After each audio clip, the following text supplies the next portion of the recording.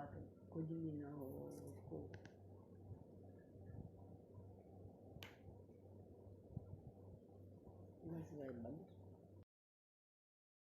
بسم اللہ الرحمن الرحیم صلی اللہ تعالی علی حبیبہ محمد وآلہ وسلم۔ قرآن مجید کی سورہ زمر میں ارشاد ہوتا ہے، آپ فرما دیجئے کہ میں اللہ کی عبادت کرتا ہوں اس کا خالص بندہ ہو کر۔ حضرت حسن بصری رحمۃ اللہ علیہ نے حضرت حذیفہ رضی اللہ عنہ سے انہوں نے سرور کائنات محمد رسول اللہ صلی اللہ علیہ وآلہ وسلم سے، انہوں نے جبرائیل امین سے، اور جبرائیل امین نے اللہ تعالیٰ سے اخلاص کے معنی پوچھے تو اللہ نے فرمایا، یہ میرے رازوں میں سے ایک راز ہے، میں اپنے بندوں میں سے جس کے دل میں چاہتا ہوں رکھ دیتا ہوں۔ اللہ تعالیٰ کے لیے انسان کا مخلص ہونا اللہ کو بہت پسند ہے۔ حضور پاک صلی اللہ علیہ وآلہ وسلم کا فرمان ہے، اللہ تمہاری صورتوں اور مالوں کو نہیں دیکھتا، وہ تمہارے دلوں اور خلوص کے ساتھ کیے گئے عمل دیکھتا ہے۔ مولا علی مشکل کشا کا فرمان ہے، بہترین آدمی وہ ہے جس کے اعمال پرخلوص ہیں، ورنہ اچھی باتیں تو برے لوگ بھی کر سکتے ہیں۔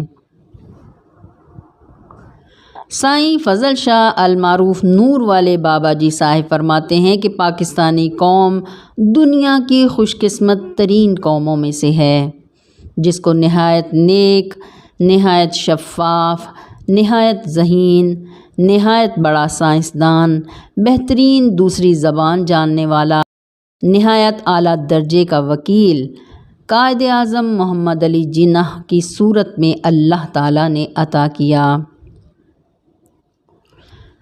محمد علی جناح کی دادی اماں نے اپنی ہمسائی کے کہنے پر ذوالجناح کے سامنے منت مانی تو بیٹا پیدا ہوا، نام پونجا ذوالجناح رکھا، جو بعد میں پونجا جناح کے نام سے مشہور ہو گیا۔ پونجا جناح کے ہاں بیٹا ہوا تو نام محمد علی جناح رکھا گیا۔ محمد علی جناح 4 بھائی اور 3 بہنیں تھیں، سب سے چھوٹی بہن کا نام فاطمہ جناح رکھا گیا۔ قائد اعظم 5 فٹ 11 انچ قد و قامت، نہایت پروقار اور وجیح شخصیت کے مالک تھے۔ انڈونیشیا نے پرتگال سے آزادی حاصل کرنے کے لیے ڈاکٹر علامہ محمد اقبال کی شاعری اور قائد اعظم محمد علی جناح کی تقریروں کو ٹرانسلیٹ کر کے اپنی نوجوان نسل میں تقسیم کیا، پھر ان میں آزادی حاصل کرنے کا جذبہ پیدا ہوا اور آزادی حاصل کر لی۔ قائد اعظم فرماتے ہیں کہ میں قرآن پاک بہت پڑھتا ہوں، مجھے سب سے زیادہ سورہ فیل پسند ہے، اس لیے کہ جب اللہ کی مدد آتی ہے تو ابابیل آتے ہیں۔ ایک مرتبہ کسی نے قائد اعظم سے پوچھا، آپ کون سے مسلمان ہیں؟ تو آپ نے جواب میں فرمایا، میں عصر مصطفیٰ کا مسلمان ہوں۔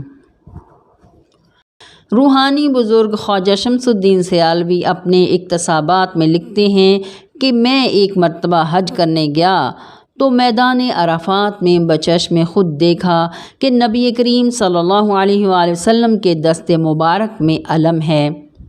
آپ نے وہ علم یعنی جھنڈا مولا علی علیہ السلام کو دیا اور فرمایا، یہ جھنڈا محمد علی جناح کو دے دو۔ قائد اعظم محمد علی جناح جب انگلینڈ میں تھے تو ان کو زیارت رسول صلی اللہ علیہ وآلہ وسلم نصیب ہوئی۔ آپ صلی اللہ علیہ وآلہ وسلم نے فرمایا، میں تمہارا نبی ہوں، واپس ہندوستان جاؤ اور مسلمانوں کے لیے جد و جہد کرو، ہم تمہارے ساتھ ہیں۔ پاکستان بنانے والی جماعت مسلم لیگ کی بنیاد آغا خان سوئم سر سلطان محمد شاہ نے 1906 میں رکھی اور مسلم لیگ کے پہلے صدر کی حیثیت سے فرائض انجام دیے۔ پروفیسر رفیق احمد اختر صاحب تحریر کرتے ہیں کہ اس دور میں دین کا علم علماء کے پاس زیادہ تھا، دنیا کا علم ہندوؤں کے پاس زیادہ، لیکن نصیب کا علم قائد اعظم محمد علی جناح کے پاس زیادہ تھا۔ کتاب تربیت العشاق میں لکھا ہے کہ امام مالک رحمۃ اللہ علیہ فرماتے ہیں کہ مسلمانوں کو ایسا امام بنانا چاہیے جو ضروریات وقت کے لیے مناسب ہو، اور اس دور میں جناح اپنی سیاسی قابلیت کی وجہ سے نہایت موزوں آدمی ہیں۔ جناح نے قرآن مجید کی ایک آیت پر خلوص دل کے ساتھ عمل کیا، اور اللہ کی رسی کو مضبوطی سے تھامے رکھو اور تفرقہ میں نہ پڑو۔ سید ذوقی شاہ صاحب فرماتے ہیں کہ یہ جو مسلم لیگ کو کامیابیاں ملی ہیں، یہ صرف جناح کا کام نہیں ہے بلکہ اللہ کا کام ہے۔ قابلیت کا لحاظ رکھا جاتا ہے اور قابلیت کی وجہ سے ہی جناح کو پسند کیا گیا ہے۔ پھر مزید فرمایا، بلا شبہ اسلامی نظام میں تمام مشکلات کا حل موجود ہے، اور اسلامی نظام نافذ کرنے کے لیے ہمارے پاس آدمی نہیں ہے۔ اس وقت صرف ایک آدمی جناح خلوص دل سے کام کر رہا ہے، باقی سب اعتراض بازی میں مصروف ہیں۔ ایک مرتبہ قائد اعظم محمد علی جناح نے فرمایا تھا، میں فکر حسین لے کر اٹھا ہوں۔ اگر آزادی چاہتے ہو تو کربلا کے تاجدار کی فکر یعنی حسینی طرز فکر لے کر اٹھو۔ حضرت شاہ عبد اللطیف المعروف بری امام رحمۃ اللہ علیہ نے 350 سال پہلے فرمایا، نور پور پوٹھوہار کا خطہ مسلمانوں کا مرکز اور عالی شان شہر بن جائے گا، اور اس شہر کی شہرت پوری دنیا میں ہوگی۔ آپ کی یہ پیشگوئی پاکستان کا دارالخلافہ اسلام آباد بننے سے پوری ہوئی۔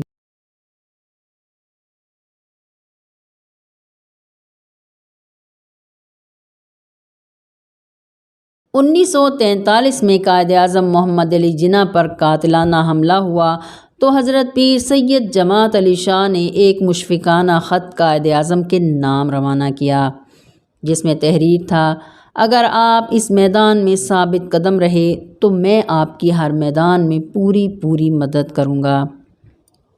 پیر صاحب کے خط کے جواب میں قائد اعظم نے تحریر کیا، آپ کا خط پڑھ کر میں یوں محسوس کرتا ہوں کہ میں ابھی سے ہی کامیاب ہو گیا ہوں۔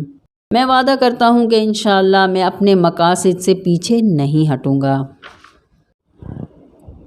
جولائی 1946 میں مسلم لیگ کونسل کے تاریخی اجلاس میں شرکت کے لیے پیر سید علی محمد راشدی اور مولانا حسرت موہانی ایک ہی جہاز میں بمبئی کے لیے روانہ ہوئے۔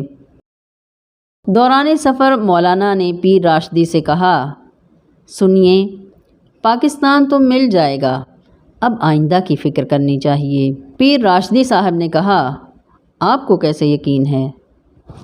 تو مولانا صاحب نے فرمایا، مجھے حضور پاک صلی اللہ علیہ وآلہ وسلم کی زیارت نصیب ہوئی ہے، اور آپ صلی اللہ علیہ وآلہ وسلم نے قیام پاکستان کی بشارت دی ہے۔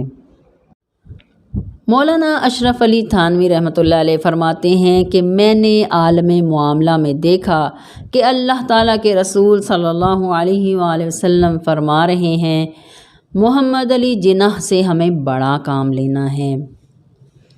قیام پاکستان کے حوالے سے مولانا اشرف علی تھانوی نے پاکستان بننے سے 6 سال پہلے اپنی بیوی کو وصیت کی تھی کہ پاکستان بن جائے گا، تم وہاں چلی جانا۔ قرآن مجید میں ارشاد ہوتا ہے، بعض لوگ ایسے ہیں جو غیر اللہ کو شریک بناتے ہیں اور ان کی محبت دل میں رکھتے ہیں، مگر ایمان والوں کو اللہ سے شدید محبت ہے۔ محترم رفیق احمد اختر صاحب بانی پاکستان قائد اعظم محمد علی جناح کے بارے میں فرماتے ہیں کہ در حقیقت محمد علی کے باطن میں چھپا ہوا، اپنے موقف پر اڑا ہوا سخت ترین مومن موجود تھا۔ وہ یہ واقعہ تحریر کرتے ہیں کہ قائد اعظم کی کانگریس کے ساتھ ایک میٹنگ تھی، مگر وہ جلد ہی میٹنگ کے بغیر باہر نکل آئے کیونکہ وہاں بیٹھنے کی مناسب جگہ نہیں تھی۔ باہر ایک برطانوی خاتون صحافی موجود تھیں۔ اس نے جناح سے کہا، مسٹر جناح، کتنی عجیب بات ہے کہ تم ایسے لوگوں کے لیے ذلیل ہونا چاہتے ہو جن کے پاس دھوتی ہے یا کرتا۔ ان میں سے زیادہ تر لوگ ایسے بھی ہیں جو دھوتی اور کرتا اکٹھے نہیں پہنتے ہوں گے۔ تم اتنے کامیاب اور اعلیٰ پائے کے وکیل ہو، بیرسٹر ہو، برطانیہ جاؤ اور اپنی زندگی گزارو۔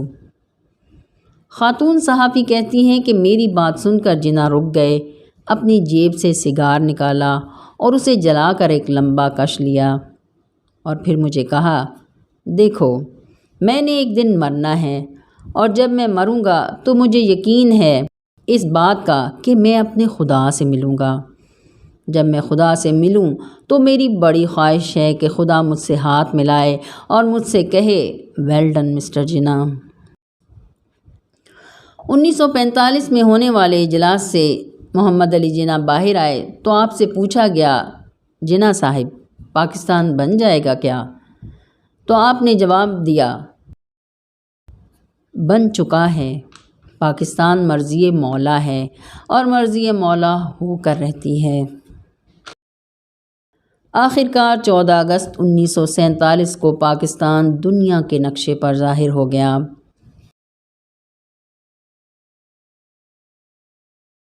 آپ آزاد ہیں، آزاد رہیں۔ آپ لوگ اس ملک پاکستان میں اپنی عبادت گاہوں، مسجدوں یا مندروں میں جانے کے لیے آپ کا مذہب کیا ہے، ذات کیا ہے، قوم کیا ہے، اس کا حکومت کے معاملات سے کوئی تعلق نہیں۔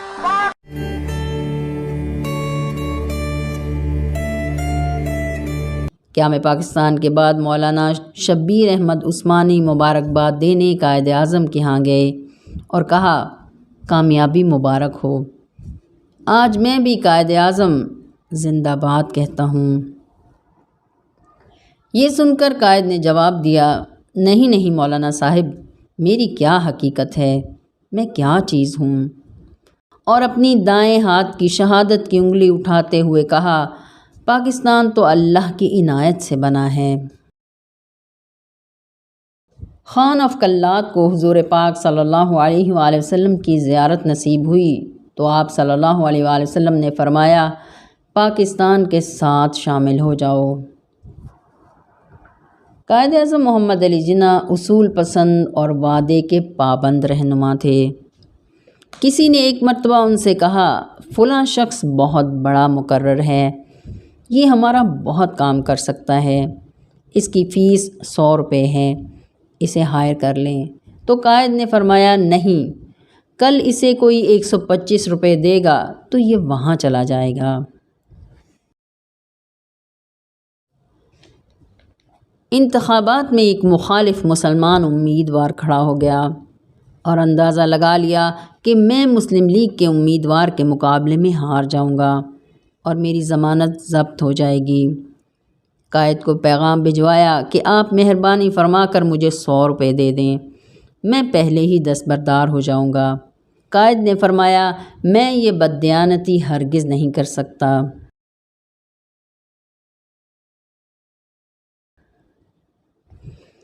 ملت کا پاسباں ہے محمد علی جناح، ملت ہے جسم، جاں ہے محمد علی جناح، لگتا ہے ٹھیک جا کے نشانے پہ جس کا تیر، ایسی کڑی کماں ہے محمد علی جناح۔ اے قوم اپنے قائد اعظم کی قدر کر، اسلام کا نشاں ہے محمد علی جناح۔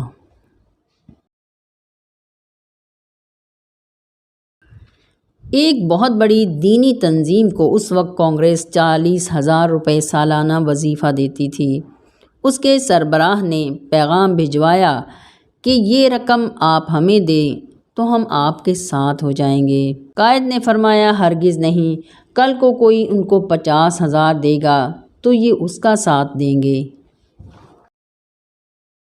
ابدال حق حضور قلندر بابا اولیاء رحمۃ اللہ علیہ نے قیام پاکستان کی مبارکباد پیش کرتے ہوئے حضور پاک صلی اللہ علیہ وآلہ وسلم سے عقیدت و محبت کا اظہار ان الفاظ میں فرمایا، کاش رسالت مآب صلی اللہ علیہ وآلہ وسلم کی شدت محبت سے میرا دم نکل جائے۔ جب ان کے نام پر مسلمانوں کو پکارا گیا، خواہ کسی نے پکارا، اللہ تعالیٰ نے منادی کرنے والوں اور پکارے جانے والوں کو کامیاب کر دیا۔ ہمیشہ اسلام کی قوت کے آگے زمین و آسمان جھک گئے ہیں۔ صوفی برکت علی لدھیانوی فرماتے ہیں کہ وہ دن دور نہیں جب میرے اللہ کے لطف و کرم سے پاکستان کی ہاں اور نا پر اقوام عالم کے فیصلے ہوا کریں گے، یعنی اللہ اپنے اس ملک کو ملکوں کی سرداری بخشے گا۔ پھر فرمایا، یہ آواز صرف میری ہی آواز نہیں بلکہ دنیا اسلام کے ہر دیوانے کی آواز ہے۔ یہی میرے کہنے کا حق تھا، میں نے اپنا حق ادا کر دیا۔ میرا پکا دعویٰ ہے کہ انشاءاللہ بہت جلد یہ وقت آئے گا کہ لوگ باہر سے پاکستان روزگار کے لیے آئیں گے۔ پاکستان کا مقدر قطعی طور پر ہمارے حکمرانوں کے فیصلے پر نہیں لگا ہوا۔ روحانی بزرگ سائیں فضل شاہ المعروف نور والے بابا جی صاحب فرماتے ہیں، پاکستان حضرت صالح علیہ السلام کی اونٹنی کی مانند ہے، اس کا ادب و احترام واجب ہے، اس کو ہرگز برا نہ کہیں، حکمرانوں کو بے شک برا بھلا کہیں۔ وطن کی اہمیت سے متعلق کسی کا قول ہے کہ وطن کی محبت ایمان کی علامت میں سے ہے۔ سربراہ سلسلہ عظیمیہ نقیب الاولیاء حضرت خواجہ شمس الدین عظیمی صاحب فرماتے ہیں کہ اپنی زمین اپنے وطن سے محبت کریں، اس کو ہرگز برا نہ کہیں، اسے نقصان نہ پہنچائیں۔ جب کوئی قوم اپنی زمین اور اپنے وطن سے محبت نہیں کرتی تو وہ دراصل زمین کے تحفظات سے خود کو دور کر دیتی ہے، اور پھر اللہ کا بنایا ہوا قانون ایسے لوگوں کی مدد نہیں کرتا۔